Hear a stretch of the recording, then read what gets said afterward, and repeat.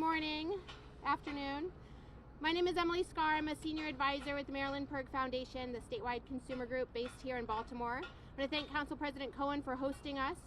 We're here today to release Fast Tracked and Flawed, a new analysis from Marilyn Perg Foundation looking at 2025 operation pipeline spending from BGE. The analysis finds that BGE is not adequately prioritizing safety when selecting projects for its multi-billion-dollar gas pipeline replacement program. Marilyn Perg Foundation analysis finds that BGE is charging customers billions under the banner of safety for a program that may actually be delaying the work to replace or repair the riskiest cast iron pipes.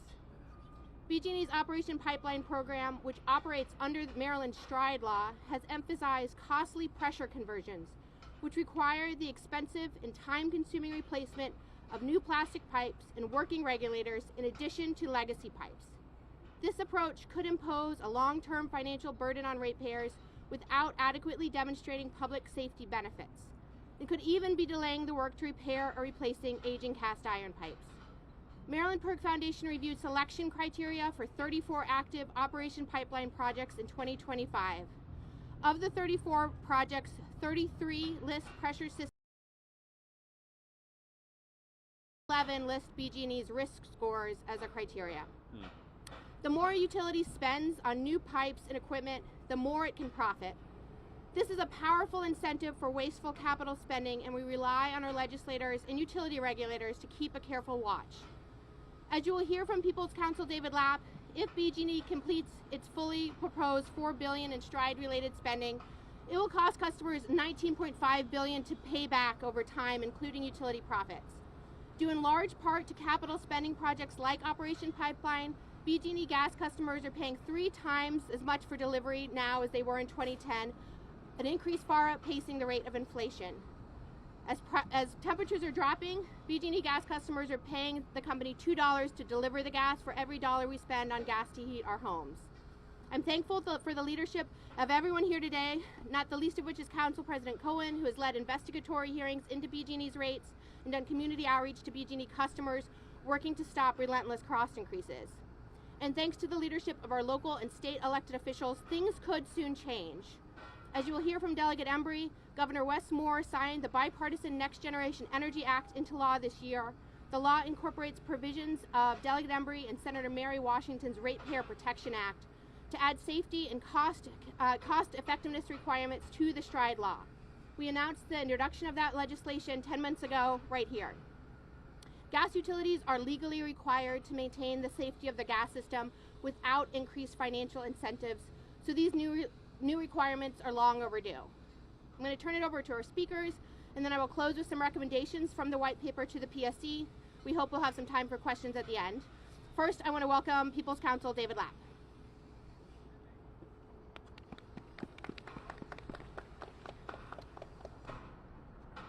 Thanks to Emily and Marilyn Perg, Council President Cohen, and Delegate Embry for all your continued attention to this critical issue of gas infrastructure spending. I want to start by sharing a few numbers. We have 2 large gas utilities in Maryland, Washington Gas and BGE. Just 10 years ago, in 2015, both companies' distribution rates were about 42 cents for each unit of gas. This winter, just 10 years later, BGE's customers will be paying 94 cents, while Washington Gas customers just 46 cents. Washington Gas's rates have increased 4 cents, while BGE's rates have risen 52 cents.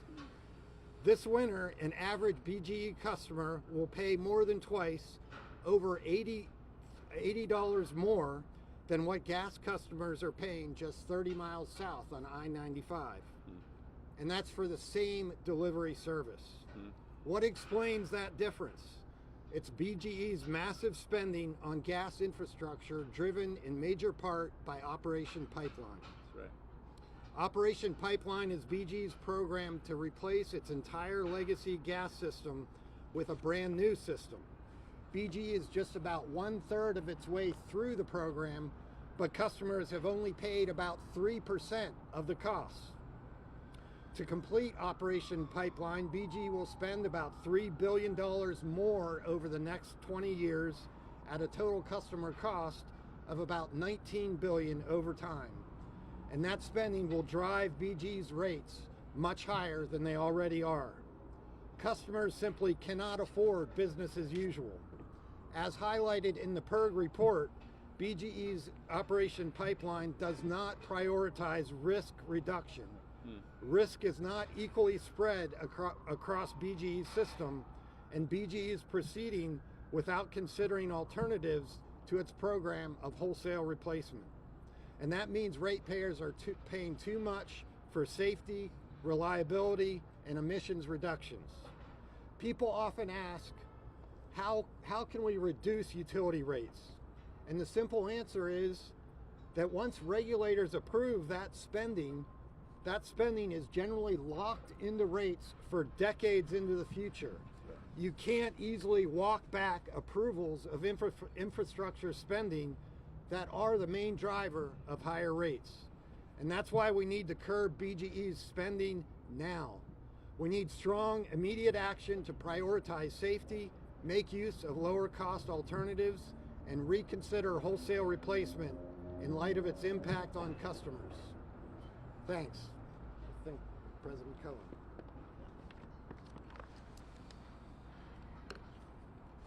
Good afternoon. I am City Council President Zeke Cohen. I want to begin by thanking my colleagues who have joined me here today. I see Councilman Blanchard and Councilmember Conway.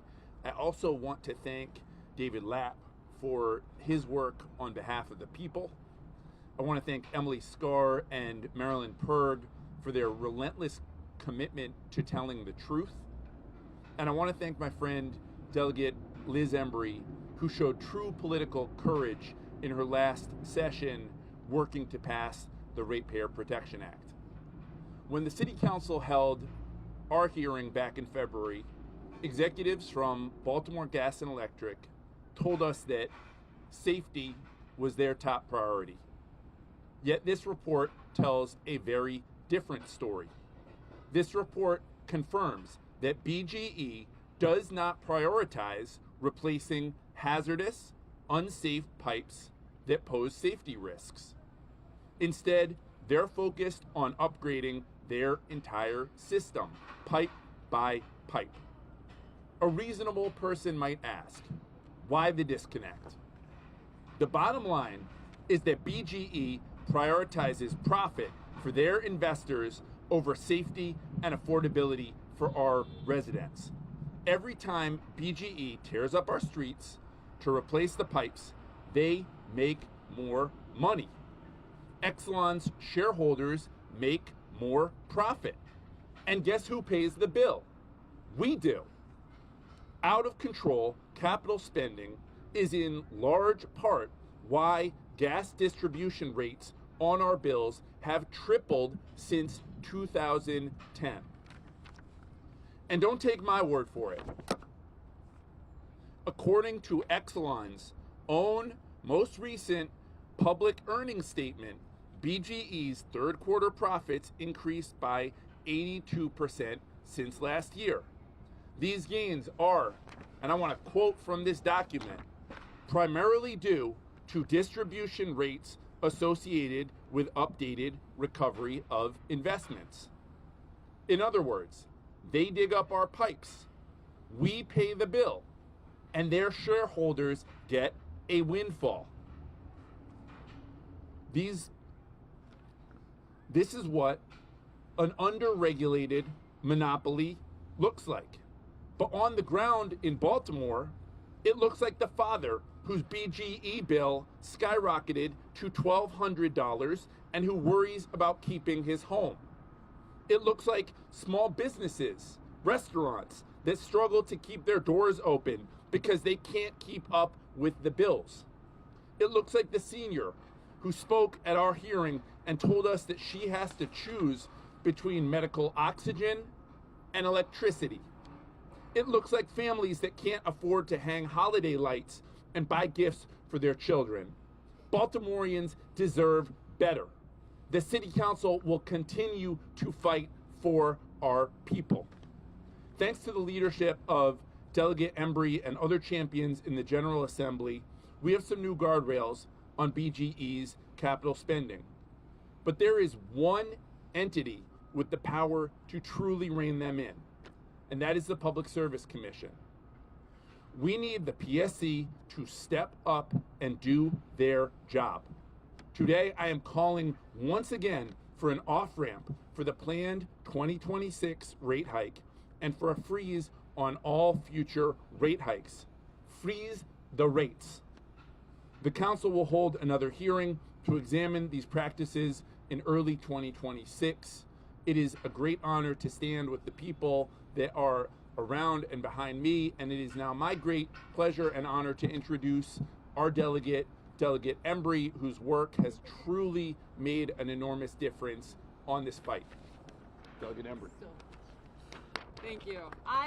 It has been such an honor to work on this legislation. I want to first thank Senator Mary Washington, thank you, who is the Senate filer of the bill, also District 43A, the many, many, many delegates and senators who co-sponsored the legislation, and the leadership in the House and the Senate who said this is so important, we're going to put it in the Next Generation Energy Act. We're going to make this part of one of the three energy bills that we focused on last session. So it wouldn't have happened without them. I also want to put this in context. That bill passed because of years of work by David Lapp, the Office of People's Counsel, Emily at Mary Perg, CCAN. I mean, there's so many groups who have made this a priority for so many years, and the bill only passed because they had built the data and the record to support it. And that was step one or step 5 out of probably 100. We're at the next step, which now the bill is law, but the PSC has to create regulations. The PSC now has to act on that with that law. And I want to stress, as I've said before, the PSC supported this legislation. They said we need this assistance, we need this guidance and these guardrails to make sure that we have the tools so that we can protect ratepayers, both in terms of cost and in terms of safety. So the bill was important, but it was just one step along what will be a long path. And this report is yet another step. The report is so important because it makes the point that we knew in part, but it goes that much further and says, no, we have the data to show the utilities are not prioritizing safety. They weren't really sufficiently required to under pre-existing law, and they didn't. And we now know that. So now this report will help the PSC, will help the Office of People's Counsel make sure they get the right data and the right information so that the goals of the Ratepayer Protection Act can actually be realized, which is cost efficiency, saving people money that they don't need to spend, and really truly prioritizing safety, which we all care about. Energy policy remains a major issue. It will be this session. We are so lucky to have Council President Zeke Cohen. We are so lucky to have members of the council who care deeply about this. We're lucky to have all the partners, those who are here, those who are not, SEIU. There are countless groups that were part of that legislation, part of the general energy effort, and will be part of it this session. So it's been a great honor, one of the greatest legislative honors I've had to work with this team and to be part of this, and I'm glad to be here today. Thank you.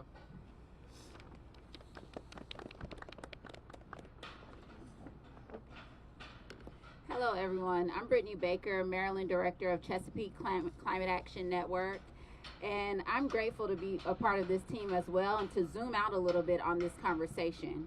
We know that the impacts of climate change are knocking on the front door of Maryland, from heat deaths to flash flood warnings to increases in the number of cold days and extreme heat days that are driving up people's usage of their heating and air conditioning. But not only that, we all carry the burdens of fossil fuel usage, both in homes and at power plants, in our bodies and in our communities. It is time for BGE to stand with communities and lean into the clean energy transition. They have a mandate to provide safe, reliable service, no matter what, on the system that they currently use. However, future investments need to move Marylanders forward to a cleaner, cheaper energy future. It's time to rein in BG&E's misuse of Operation Pipeline and free up funding for the real utility investments and distribution and clean energy investments that will move us forward to the clean energy future.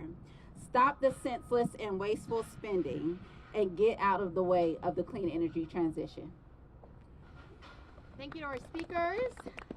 Thank you to Councilman Blanchard who just joined us. The Maryland Public Service Commission now has the responsibility to ensure compliance with the Ratepayer Protection Act, which you've heard requires the utilities to demonstrate that their gas capital spending is prioritizing safety and meeting cost effectiveness tests, including looking at alternatives to replacement, including including looking at alternatives to replacement, including repair, relining, or targeted electrification. The PSC should require the BG&E to be transparent, documenting methodology for its project selection and risk evaluation. The PSC should direct BG&E to document considerations of alternatives to pipe replacement. The PSC should require BG&E to separately justify any pressure conversion work to ensure that it is prudent, especially in light of overall risk and safety. And finally, the PSC should deny accelerated recovery for projects that do not meet the safety and cost effectiveness standards under state law. Anyone who's opened their winter gas bill this year knows that BG&E's wasteful spending has gone too far. By requiring BG&E and all gas utilities to properly prioritize safety, the PSC can both make our communities safer and end wasteful spending that's needlessly driving up our bills. Our message to the PSC is simple: don't leave us out in the cold. The time to act is now.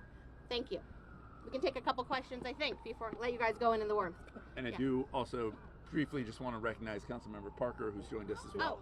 Oh, I got it wrong. Oh, I always get you all confused. I'm sorry. Parker, Blanchard, the Zacks. Can you elaborate more on the pressure conversion and risk score distinction and why that shows that BGE isn't prioritizing safety? Yeah, so I would say the number one thing is BG&E is not fully transparent with the methodology. Pressure conversion may offer some safety benefits, but those are separate and distinct than the risk related to legacy pipes like cast iron. And the STRIDE program is designed specifically around replacing cast iron pipes. And by engaging in a pressure conversion strategy, that means they have to also pull out working regulators and working pipes, because those all need to change once you upgrade the pressure. So that should be separately evaluated for safety. And as David Lapp said, we do know there is data around where the cast iron is the riskiest. I don't have all of that, obviously, but the BG&E should be more transparent about that to prove that they are prioritizing safety, as they say. The evidence we have suggests that they probably are not, because by doing all this work and all this expense about replacing all the pipes, they could be using that time to pull out all the cast iron. And then the risk scores, that's proprietary software from BG&E. I can't speak to if that would actually solve the problem, because I don't know what goes into that proprietary software. I would just say that they have it, and they do use it for other programs. It's designed by BG&E to evaluate the risk of a main exploding, and they do have it on their criteria, but clearly they're not using that to prioritize Operation Pipeline choices. So it sounds like it's pretty unclear to what's being replaced for safety and when it's not. Exactly, and that hasn't been required by law until now. So we're just asking for the new law to be properly implemented, and it appears that that will fundamentally change Operation Pipeline if the PSC acts. Emily, I have a question. Kate Amara from WBAL TV. Total regular person question. Sure. If there's a law that mandates the PSC take action, and allegedly PSC wanted to anyway, then what's the problem? Have they taken too long? Have they not signaled that they're going to? Is there a deadline for them to act? I get that you're calling them Yep. to act, but why aren't they acting if they have to legally? So we're hoping that they plan to act, and we'll have to ask them exactly about their plans. So BG&E submitted their 2025 Operation Pipeline projects last January. The PSC has not offered guidance to them on what they need to do this year, so that's an opportunity they could have to act proactively to implement the law. They can obviously react to that filing when it's submitted. The PSC has actually given direction to Washington Gas. So Washington Gas, I think last month or 2 months ago, submitted some changes to their Operation Pipeline, their equivalent program, and the PSC directed them to either justify their project list or make changes, which is due December 22nd. So we are beginning to see the PSC act. The next two tests will be BG&E's 2026 Operation Pipeline plans, and then we expect BG&E to be requesting another rate hike next year, right? Their rates are going up on January 1st. but that's the end of the 3-year multi-year rate hike. So they would be expected to come in with a new rate proposal, which includes all of their capital project spending, including Operation Pipeline. So those are 2 key tests in the next year the PSC will have to implement this law. So I'm sorry, so a regular person answer then is they still have time, we're hoping they'll Yes. do it? Yeah, and they could have done, I was saying they should have acted sooner. As soon as that law went into effect June 1st, the PSC could have said, pause, no more digging up streets. We're going to reevaluate what we're doing. So I wish they'd act sooner, but they still have a really great opportunity to intervene. Can you guys hear with The bells? Should she redo that? I can re-say that if you want. The other at the left. I never know when I want to turn it over to you. Fred, you read the first if they don't act? If it was on the list. I'll wait till the I don't want a bells. No, I'll just re-say, the PSC has opportunity to intervene now. Marilyn Perg argued that as soon as the ratepayer protection went into effect on June 1st, the PSC could have just told BGE and Washington Gas to pause their pipe replacement programs to reevaluate, and I wish they had, but they still have an opportunity to fix things moving forward. If the PSC does not fully implement the Ratepayer Protection Act, the most likely scenario is our legislative champions like Delegate Embry and the legislature can pass additional legislation to be more forceful with their recommendations. But I'm optimistic that they will make those changes. Have you spoken to BGE directly at all? Have they given you a response about your complaints? I have not, but I think others have. Yeah.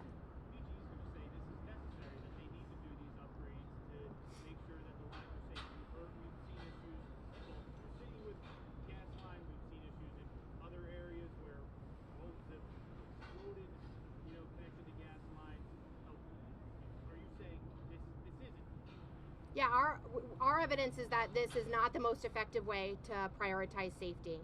And by adding these new requirements to the law to prioritize safety, we can address the leaky cast iron more quickly and more cheaply. So the project isn't the problem, it's how they're going about the project. The project is part of the problem because PG&E describes their Operation Pipeline as a full-scale pipe replacement program, so it's a problem for sure. But there's other pipeline work that BG&E is doing that is less problematic, and they should reform this program to be in line with the state law.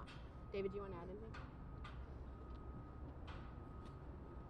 anything? BGE has a separate program under which it uses the software that Emily was referring to, Optimane, and it uses that to actually prioritize replacement of risky pipe. Under that program, it is replacing about 5 miles of pipe a year. But under Operation Pipeline, it's replacing more than 40 miles of pipe a year. So that program is a good example of a program that actually prioritizes risk and safety. BG's program is about replacing its entire legacy system with a brand new gas system. And so it is not prioritizing safety, it is not looking at cost-effective alternatives, and this is hurting customers. I know the Public Service Commission has obviously approved much of BGE's spending. So do you take issue with the way that the PSC has reviewed and approved their spending up till now? We certainly think that there have been improvements at the Public Service Commission, but we're also concerned about the speed at which things are moving forward. So we had the legislation, it was effective July 1, and we're still waiting. We also have BGE doing Operation Pipeline within its multi-year rate plan and not through the STRIDE statute. So we have yet to see what position BGE is going to take as to whether the STRIDE reform statute, which Operation Pipeline has historically been part of, but it's now performing that work through the multi-year rate plan. We're going to see what BGE's position is with respect to the statutory reforms, how that applies to its multi-year rate plan. But we can see from Exelon's investor presentations that BGE is not looking at lowering the amount of money that it is spending on gas infrastructure. It is projecting this to continue to spend $500 million or more in the next 3 years on gas infrastructure. That's in its investor reports. So it has no plans to slow down, and that investment is what is driving up utility rates and bills for Baltimoreans. You just said the law went into effect July 1st. Yeah, I misspoke. He got it right. It is July. I didn't know if it was. Okay, thank you. I Thank think you, it's perfect. July. Yeah, no, 1st, yeah. Delegate Embry, correct. Thanks. Thank you. Thank you so much. Thank you.